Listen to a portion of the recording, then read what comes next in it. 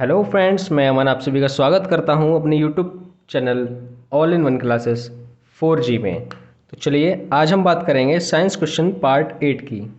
तो जैसा कि आपको पता है 20+ क्वेश्चन हमारे इसमें रहते हैं और इतने दिनों से वीडियो ना आने का बस एक ही कारण है कि कुछ टेक्निकल समस्याएं थीं और मैं ये सोच रहा था कि आपकी जो ये वीडियो है इसमें कुछ एक्स्ट्रा ऑर्डिनरी कैसे किया जाए। यानी कि मैं पहले आपको क्या करता था, ये बता दिया जाता था जैसे सबसे दुर्लभ रक्त समूह कौन सा है, ओ नेगेटिव। बस इस तरीके से वन लाइन क्वेश्चन के तरीके से बता दिया और ये क्वेश्चन हो गया ख़त्म। तो अब मैंने क्या स्टार्ट किया, अब मैंने इसमें थोड़ी सी चेंजिंग की है। जिस क्वेश्चन के बारे में थोड़ा सा इंपॉर्टेंट या एक दो लाइन है उसको मैं आपको बताया करूँगा, जिससे कि वो क्वेश्चन और अच्छे से आपको याद रहे। तो चलिए बिना किसी देरी के इसको स्टार्ट करते हैं। वैसे ही बहुत काफ़ी दिनों से वीडियो नहीं आ पाई है, तो चलिए जल्दी से स्टार्ट करते हैं। जैसा कि इस वीडियो का पहला क्वेश्चन है, सबसे दुर्लभ रक्त समूह कौन सा है। तो जो सबसे दुर्लभ रक्त समूह है उस वो है ओ नेगेटिव। कौन सा है? O negative. चलिए नेक्स्ट क्वेश्चन की बात करते हैं। नेक्स्ट क्वेश्चन जो हमारा है वो है क्लोरोफिल में कौन सी धातु पाई जाती है। तो क्लोरोफिल में जो धातु पाई जाती है उसका नाम है Mg। और Mg का मतलब आप गाड़ी ना समझिए मॉरिस गैराजस, ये है Mg का मतलब मैग्नीशियम। क्या नाम है इसका? मैग्नीशियम। ठीक, तो अब हम बात करेंगे मैग्नीशियम के ऊपर। तो मैग्नीशियम मैग्नीशियम एक एस ब्लॉक का तत्व है। किस ब्लॉक का है? इसका जो ब्लॉक है वो है एस, और जो नंबर है यानी एटॉमिक नंबर है वो है 12, और जो इसका एटॉमिक मास है वो कितना है? 24। ठीक, ये कुछ इम्पोर्टेंट था जो मैग्नीशियम से संबंधित है, यानी ये एस ब्लॉक का एक तत्व है और इसका जो एटॉमिक नंबर है वो 12 है, एटॉमिक मास जो है वो क्या है? 24। और इसका जो मेल्टिंग पॉइंट है यानी कि जो गलनांक है वो है 650 डिग्री सेंटीग्रेड। कितना है? 650 डिग्री सेंटीग्रेड। ठीक, मेल्टिंग पॉइंट इतना याद रखना। चलते हैं नेक्स्ट क्वेश्चन पे। नेक्स्ट क्वेश्चन है शहद में कौन सी शर्करा पाई जाती है। तो जो शहद होता है, हनी होती, हनी बी होती है, जो हनी होता है जो हनी बी से हमें प्राप्त होता है, जो मधुमक्खी के छत्ते से निकलता है, वो जो शहद होती है उसमें जो शर्करा होती है उसको हम बोलते हैं फ्रक्टोज। कौन सी? फ्रक्टोज। ठीक है, तो ये जो शर्करा होती है फ्रक्टोज, इसको हम फ्रक्टोज बोलते हैं और क्या बोलते हैं, एक इसको बोलते हैं ग्लूकोज। तो फ्रक्टोज और ग्लूकोज सेम थिंग है, एक ही जैसी चीज़ें हैं। और ये इसकी जो शर्करा की जो ये क्या होती है, इसको जो इसकी फॉर्म होती है यानी कि जो किस रूप में होती है, तो ये होती है मोनोसैकेराइड के रूप में। किस रूप में? मोनोसैकेराइड। मोनो का मतलब होता है सिंगल, यानी कि इसमें जो शुगर है वो किस तरीके के रूप में होती है? सिंगल, सिंगल फॉर्म में। ठीक है, मोनो का मतलब क्या होता है? सिंगल। चलो, और इसका जो फॉर्मूला है वो होता है C6H12O6। ये इसका फॉर्मूला है, याद रखना। तो जो फ्रक्टोज होती है इसी को हम ग्लूकोज बोलते हैं, ये होता है मोनोसैकेराइड, और इसका जो फॉर्मूला होता है वो होता है C6H12O6। ठीक, चलो नेक्स्ट क्वेश्चन पे चलते हैं। अगला क्वेश्चन है सिरके में कौन सा अम्ल पाया जाता है। तो जो सिरका होता है इसमें कौन सा अम्ल पाया जाता है? इसमें पाया जाता है एसिटिक एसिड। कौन सा एसिड? Acetic acid. तो एसिटिक एसिड का सबसे पहले तो हमें फॉर्मूला पता होना चाहिए। इसका फॉर्मूला होता है CH3COOH। ठीक, क्या फॉर्मूला होता है? CH3COOH। और इसको जो जो सिरका होता है इसे हम बोलते हैं, इसका जो अम्ल होता है एसिटिक अम्ल, इसको हम बोलते हैं vinegar acid, ethyl acid, ethanoic acid या मीथेन कार्बोक्सिल एसिड। इसके बहुत सारे नाम होते हैं, जैसे कि नाम इसके क्या क्या थे? एथेनोइक एसिड, इथाइल एसिड, और क्या था? विनेगर एसिड, विनेगर एसिड या मीथेन कार्बोक्सिल एसिड। ठीक, तो ये चौथा क्वेश्चन था। चलिए नेक्स्ट क्वेश्चन पे चलते हैं। नेक्स्ट क्वेश्चन जो हमारा है वो है कुनीन या कुनैन। कुनीन नामक दवा किस पौधे की छाल से मिलती है? तो ये पौधा है जिसका नाम है सिनकोना। इस पौधे का नाम क्या है? सिनकोना। और सिनकोना किस प्रकार का पौधा है? तो जो सिनकोना पौधा है ये एक सदाबहार पौधा है। कैसा? सदाबहार। ये एक सदाबहार पौधा है और ये मेनली कहाँ मिलता है? ये मिलता है आपको दक्षिण अमेरिका। दक्षिण अमेरिका जो महाद्वीप है उसमें भी मेनली 2 कंट्री हैं जो है पेरू और बोलीविया।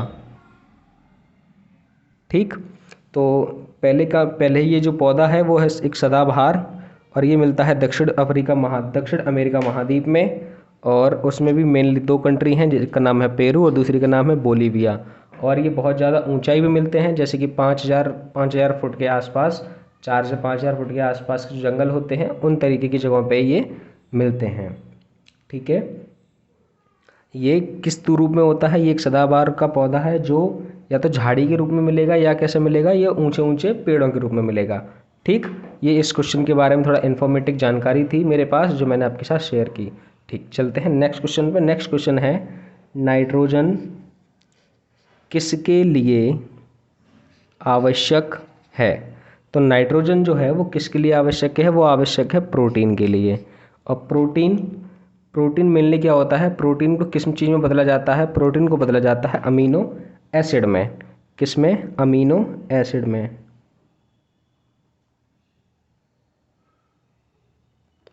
और प्रोटीन जो भरपूर मात्रा में मिलता है जो हमारे शरीर के लिए फ़ायदेमंद होता है, और प्रोटीन को हम जिससे ग्रहण करते हैं वो मेनली ग्रहण करते हैं दालों से। ठीक, और दालों में भी ये सबसे ज़्यादा जिस किस्म में पाया जाता है उसका नाम है सोयाबीन। ठीक, और सोयाबीन के उत्पादन में नंबर 1 राज्य जो है वो कौन सा है? मध्य प्रदेश। चलिए नेक्स्ट क्वेश्चन को देखते हैं। नेक्स्ट क्वेश्चन जो हमारा है वो है न्यूमोनिया में किस अंग में सूजन आ जाती है? तो जो निमोनिया होता है तो निमोनिया में किस अंग में सूजन आती है? तो वो आती है फेफड़ों में। किस में? फेफड़ों में। ठीक, जब किसी व्यक्ति को, मनुष्य को निमोनिया होता है तो उसके फेफड़ों में सूजन आ जाती है। जैसे आगे वाली वीडियो में मैंने आपको बताया था कि जो फेफड़ों का आवरण होता है उसको क्या बोलते हैं? उसको बोलते हैं प्लूरा। क्या बोलते हैं? प्लूरा। ठीक, अब बात करते हैं निमोनिया। तो निमोनिया होता किससे है? निमोनिया मेनली होता है बैक्टीरिया, जीवाणु से या विषाणु से। और इसके जो संक्रमण वाले जो एजेंट हैं, यानी कि जिनके द्वारा इसको फैलाया जाता है, उनकी संख्या किससी है?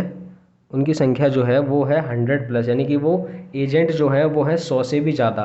तो ये कंफर्म बता पाना कि ये किससे फैलता है वो इतना सिंपल नहीं है, लेकिन मेनली हम ये बता सकते हैं कि ज़्यादा से ज़्यादा ये किस बैक्टीरिया, किस वायरस के कारण फैलता है। तो उसका नाम है स्ट्रेप्टोकोकस। ये जो मेनली जिस जीवाणु के द्वारा फैलता है उसका नाम है स्ट्रेप्टोकोकस। तो उस जीवाणु या उस बैक्टीरिया का नाम क्या है जिससे मेनली ज़्यादा फैलता है? उसका नाम है स्ट्रेप्टोकोकस। ठीक है, याद रहेगा आपको। चलिए नेक्स्ट क्वेश्चन पे चलते हैं। अगला जो क्वेश्चन हमारा है वो है कौन सी ग्रंथि केवल यौवन तक सक्रिय होती है? तो उस ग्रंथि का नाम है थाइमस ग्लैंड, यानी कि कौन सी ग्रंथि? थाइमस ग्रंथि। तो ये वो ग्रंथि है जो आपके यौवन तक सक्रिय होती है। ठीक, चलिए तो इसके बारे में जो मेरे पास है वो मैं आपको ये बता सकता हूँ कि जो इसकी स्थिति होती है वो होती है ऊपरी छाती में। ये कहाँ पाई जाती है? ये पाई जाती है ऊपरी छाती में। और जब वो जन्मा हुआ बच्चा होता है, हाल ही का जो बच्चा होता है, न्यूबॉर्न बेबी होती है या बेबी होता है, उसके शरीर में ये होता है 25 ग्राम का, यानी कि ये पहले से ही उसके शरीर में मौजूद होती है। और इसका जो वेट होता है वो लगभग 25 ग्राम होता है। ठीक, और जैसे जैसे हम बड़े होते हैं, किशोरावस्था में आते हैं, तो इसका जो वेट होता है वो 30 से 45 ग्राम तक रहता है। और 60 वर्ष की उम्र में ये बिल्कुल समाप्त हो जाती है। ठीक है, चलिए चलते हैं नेक्स्ट क्वेश्चन पे। नेक्स्ट क्वेश्चन जो है हमारा है वो है चॉकलेट स्वास्थ्य के लिए हानिकारक है, इसका कारण, यानी कि जो चॉकलेट है वो स्वास्थ्य के लिए क्यों हानिकारक है, किस कारण, किस वजह से हानिकारक है, हमें चॉकलेट क्यों नहीं खानी चाहिए। तो मेनली जो टारगेट है वो किस पे है, वो है निकेल पे, यानी कि चॉकलेट में क्या होता है, निकेल होता है, इसलिए चॉकलेट जो है वो हमारे स्वास्थ्य के लिए हानिकारक है। ठीक है, अब बात करते हैं निकेल। तो निकेल का जो सिंबल होता है वो होता है Ni। ठीक है, निकेल का यूज़ भी आपने सुना होगा, जैसे सिक्के बनाने में या रॉकेट इंजन बनाने में, इस तरीके से। ठीक है, या फिर जो उपकरण जो युद्ध के समय की जो आर्टिलरी होती है उसको बनाने में भी निकेल का यूज़ किया जाता है। ठीक है, तो ये हो गया बात निकेल की। और क्या होता है, और ये होता है कि निकेल के बारे में मैंने आपको सिंबल बता दिया, सिंबल क्या होता है इसका, Ni। ठीक, अब हम बात करते हैं एटॉमिक नंबर। तो इसका जो एटॉमिक नंबर होता है वो होता है 28, और एटॉमिक मास जो होता है वो होता है 58। इसका जो समूह है यानी इसका जो ग्रुप है वो है 10, और ये किस ब्लॉक से है, ये है डी ब्लॉक से। ये किस ब्लॉक का तत्व है, ये डी ब्लॉक का तत्व है। ठीक, ये 10वें समूह में है। मास, इसका एटॉमिक मास होता है 58 और एटॉमिक नंबर होता है 28। तो चलिए नेक्स्ट क्वेश्चन देखते हैं। नेक्स्ट क्वेश्चन जो है वो है त्वचा की सबसे बाहरी परत को क्या कहा जाता है। तो जो त्वचा की सबसे बाहरी परत होती है उसको बोलते हैं एपिडर्मिस। क्या नाम होता है इसका, इसका नाम होता है एपिडर्मिस। अब ये त्वचा की सबसे बाहरी बाहरी परत होती है, लेकिन मेजरली जब हम इसकी स्टडी करते हैं तो इसको 3 फॉर्म में डिवाइड किया जाता है। इसको कितने फॉर्म में डिवाइड किया जाता है, पहली फॉर्म जो इसकी होती है वो होती है केराटिनोसाइट्स। क्या होती है, केराटिनोसाइट्स। और जो दूसरा होता है वो होता है मेलिनोसाइट्स। क्या होता है, मेलिनोसाइट्स।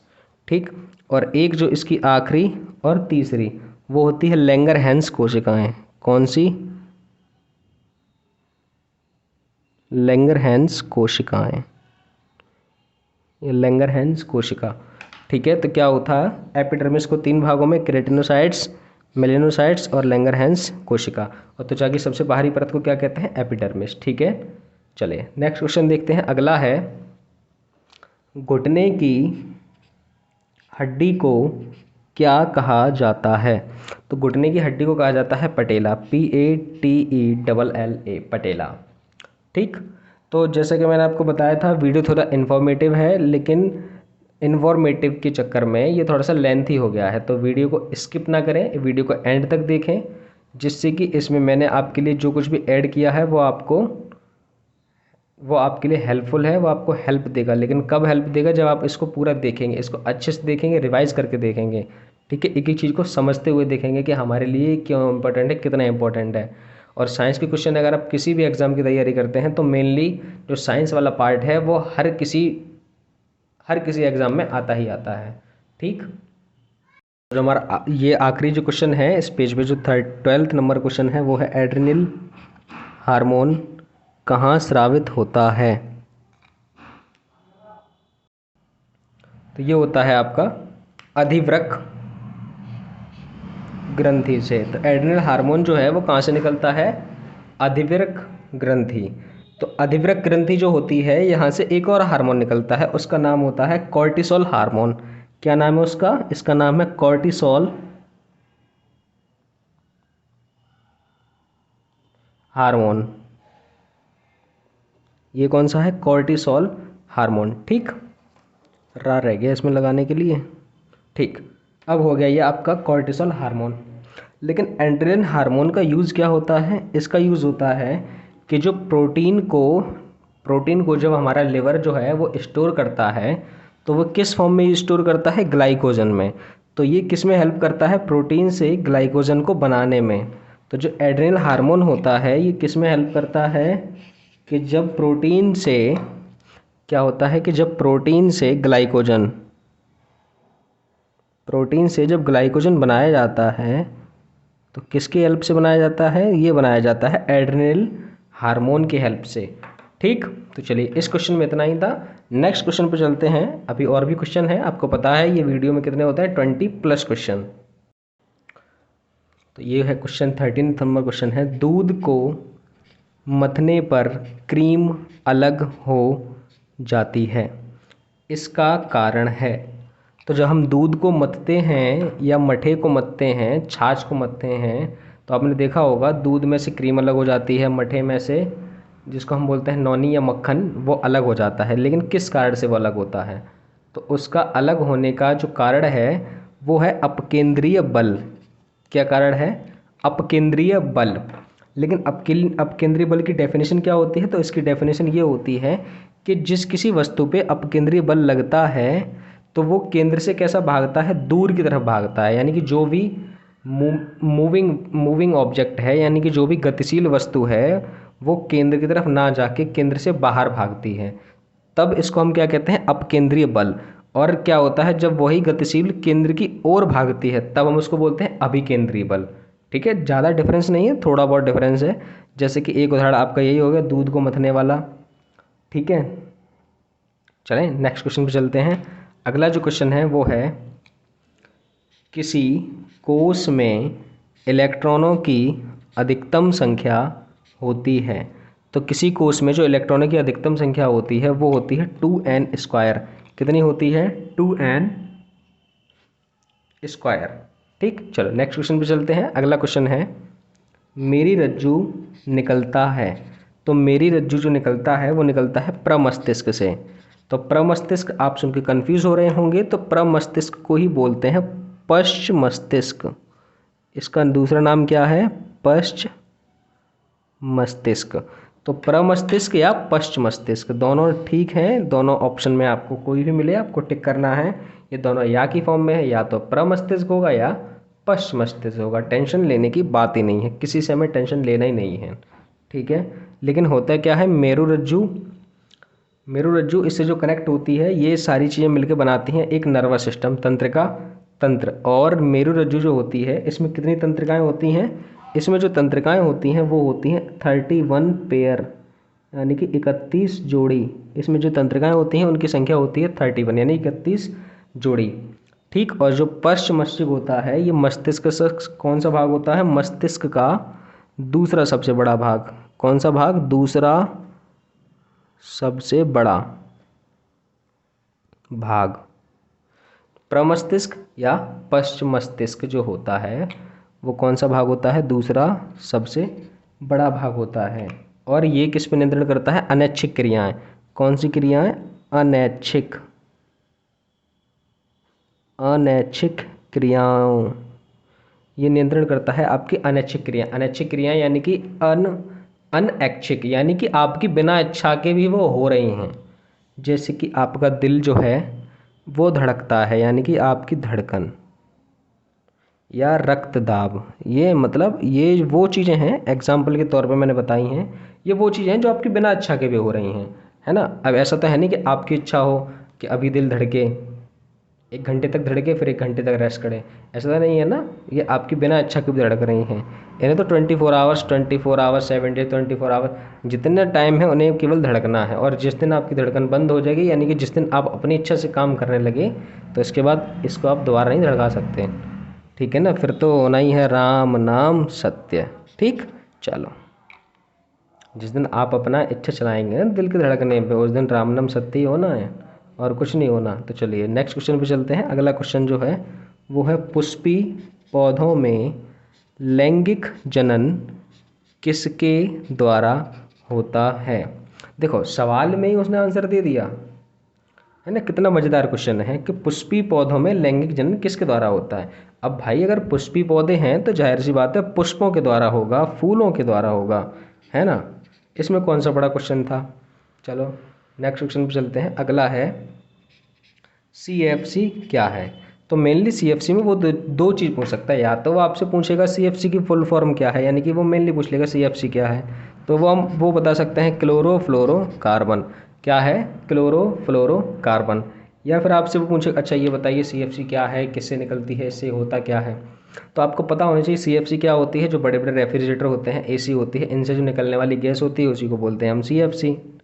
अच्छा, इससे होता क्या है, इससे ये होता है कि जो हमारे वायुमंडल में, जो समता मंडल में गैस की लेयर जो पाई जाती है, जिसका नाम होता है O3, और O3 का मतलब होता है ओजोन, है ना। तो अभी आपने एक दिवस मनाया था 16 सितंबर को, ओजोन संरक्षण दिवस। तो उसमें होता क्या है, जो O3 होती है, यानी कि जो ओजोन होती है, तो CFC भैया जाते हैं और ओजोन में छेद करते हैं, और जब ओजोन में छेद हो जाएंगे तो जो हमारे सूर्य भगवान हैं, यानी कि जो सन है, वहाँ से जो UV रेज आती हैं, वो डायरेक्ट सनलाइट, वो जो सनलाइट डायरेक्ट पृथ्वी पे आएगी, उससे क्या होगा, इससे स्किन कैंसर होगा। और वो इतनी खतरनाक UV रेज होती हैं कि उनके बचने का केवल एकमात्र सहारा है O3। और O3 को बचाने का एकमात्र सहारा है कि आप जो COC का प्रोडक्शन है उसको कम करें, और CFC के प्रोडक्शन को कम करने का एकमात्र सहारा ये है कि रेफ्रिजरेटर, AC, इनका यूज़ कम से कम करें। लेकिन ऐसा तो होने वाला नहीं, तो इसका दूसरा उपाय है, इसका प्रभाव कम करने के लिए हमें, जो 1 जून को मनाया जाता है ना पर्यावरण दिवस, 5 जून, तो हमें उस पर फोकस करना चाहिए, है ना। अब हम ऐसा नहीं कर सकते कि हम इतने सारे वृक्ष लगा दें, लेकिन हम अगर हर साल एक वृक्ष लगाएंगे 5 जून को, तो शायद है इस ये जो समस्या है ग्लोबल वार्मिंग की या CFC की, तो इससे निजात मिल सके। ठीक, चलो। हाँ, इसका फॉर्मूला होता है CCl2F2, क्लोरोफ्लोरोकार्बन। ठीक है, क्या होता है, क्लोरोफ्लोरोकार्बन। तो नेक्स्ट क्वेश्चन पे चलते हैं, वीडियो थोड़ा लेंथी होता जा रहा है तो जल्दी जल्दी इसको ख़त्म करते हैं। ठीक, नेक्स्ट क्वेश्चन जो है वो है डायनेमो का कार्य है। तो जो डायनेमो है, इसका कार्य होता है यांत्रिक ऊर्जा को विद्युत ऊर्जा में बदलना। ठीक है, डायनेमो का कार्य क्या होता है, यांत्रिक ऊर्जा को विद्युत ऊर्जा में बदलना।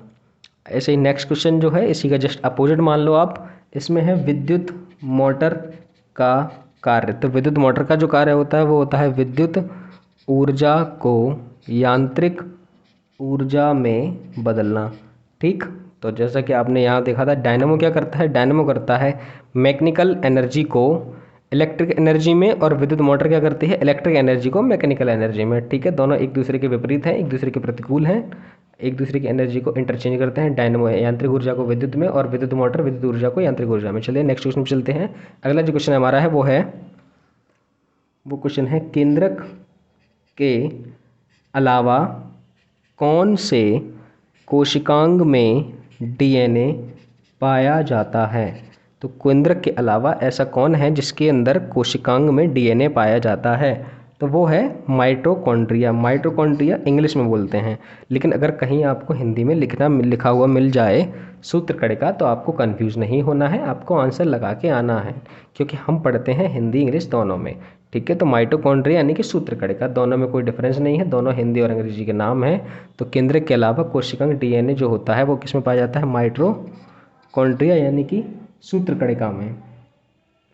तो माइटोकॉन्ड्रिया का जो काम होता है वो मेनली क्या होता है, ये आपको जो एनर्जी देती है वो देती है ATP की फॉर्म में, और ATP की फुल फॉर्म हमने इससे पहले वाली वीडियो में देखी थी, एड्रीनो ट्राईफॉस्फेट। तो जो माइटोकॉन्ड्रिया होती है आपको एनर्जी प्रोड्यूस करती है किस फॉर्म में, ATP की फॉर्म में, और ये हीट प्रोड्यूस करती है ना। क्या प्रोड्यूस करती है, हीट प्रोड्यूस करती है, और कैल्शियम का भंडारण करती है। ठीक है, किसका भंडारण करती है, कैल्शियम को स्टोर करती है, कौन, माइटोकॉन्ड्रिया। चलो नेक्स्ट क्वेश्चन देखते हैं। नेक्स्ट क्वेश्चन है DNA में पाई जाने वाली शर्करा है। तो जो DNA होता है इसमें जो शर्करा पाई जाती है वो होती है डीऑक्सी राइबोस। कौन सी शर्करा, डीऑक्सी राइबोस। और डीऑक्सी राइबोस इससे पहले हमने कौन सी पढ़ी थी, इससे पहले हमने पढ़ी थी फ्रक्टोज, और फ्रक्टोज का ही नाम होता है ग्लूकोज। तो उसी तरीके से वो होती है मोनोसैकराइड, यानी उसमें जो कार्बन होता है वो एक होता है, सिंगल होता है। इसी तरीके से ये जो कार्बन नहीं शुगर सिंगल होता है। उसी तरीके से इसमें जो है वो डीऑक्सी राइबोस होती है, इसमें क्या होता है, ये भी होती है मोनोसैकराइड। कैसी होती है, मोनोसैकराइड। और इसमें जो कार्बन होते हैं वो कितने होते हैं, 5। इसमें 5 कार्बन होते हैं, और ऑक्सीजन, इसमें ऑक्सीजन की कमी होती है। ऑक्सीजन की क्या होती है, ऑक्सीजन की कमी। इसीलिए इसी कमी की वजह से हम इसको बोलते हैं डीऑक्सी। यानी कि जब इंसान मर जाता है तो कहते हैं डिहाइड्रेट,